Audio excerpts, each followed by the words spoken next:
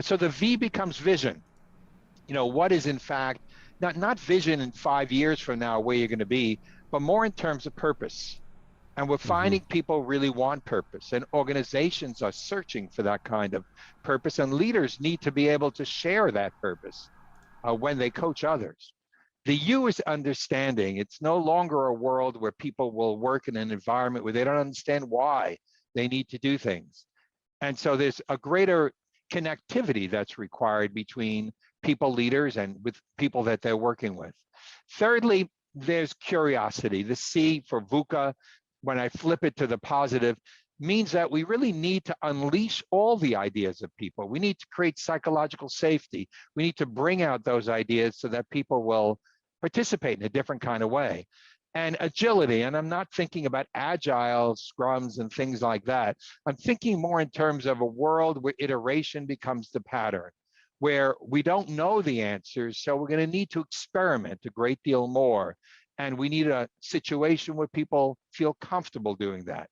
This kind of VUCA world, where it's volatile, uncertain, complex, ambiguous, flip to the positive of vision, understanding, curiosity, and agility, really necessitates a different kind of interaction between people leaders and the people that they are leading, where people are concerned, where maybe they're bringing up issues that they're lost, they're confused, and you need to coach them. Or where you are noticing things and you want to bring it up to chat with them. In both those scenarios, we really need much, much better and stronger coaching. Just to let you know, the background is a beautiful picture that I took in the Caribbean. It was so clear that day that when I was thinking about it, I said, that's exactly what we want to get people to reach when you're coaching someone. I want them to get one step further in clarity. If they can be a little bit clearer, if they can deal with things, then ultimately we'll have some progress, and that's really what we're trying to do. So that's this clear approach, and it's memorable in that way. Just keep it in your mind so you can track your cadence as you coach. And so this becomes a roadmap, and it's quite elaborate, and I want to take you through the various pieces of this roadmap in the next little while and give you some technique as we play this one out. So the first one is going to be context. So there's a few things there. Listening, there's a few things there. Empathy, well, I'll talk about what kinds of questions to help you go deeper, see patterns, find choices, the actions that are necessary. Remember, small steps, and then respect throughout. Acknowledge the person, asking permission to help the person go from where they are right now to where they need to be.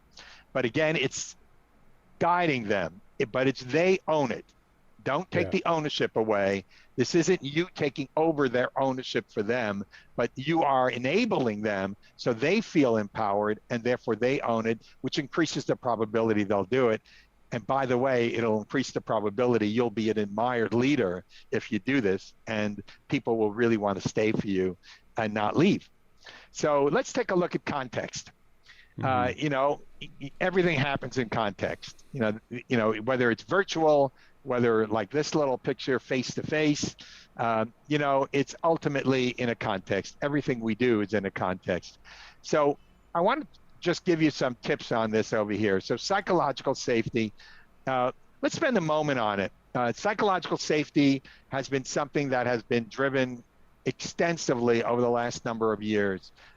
And the reason why it's related to what we're talking about is that when you have a psychologically safe environment where people feel free to speak up, where they can actually share ideas, you'll find that when it is safe to speak up, the individual who is being coached, if they're initiating the situation, it's a greater probability that they will come forward to seek your coaching earlier in the stage of the issue. While if it's not psychologically safe, the probability is the person will come much later because it's threatening. They'll be judged poorly. So therefore, it might be at a very severe stage. So that's a very important context.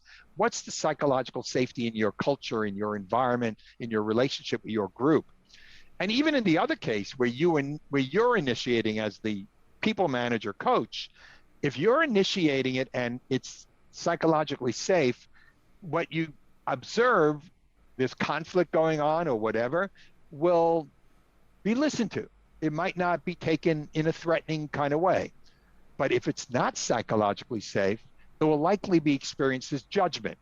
And therefore, it'll be a much more challenging environment where there might be more defensiveness, and therefore be a harder coaching environment. So know that context. The work dynamics are also crucial, and the personal story. Every individual has their own story, and that story is part of their context. Wasn't that absolutely fantastic? I'm sure that you found a lot of information in this very short video you just saw, maybe like 4 or 5, 6 minutes, however long it was.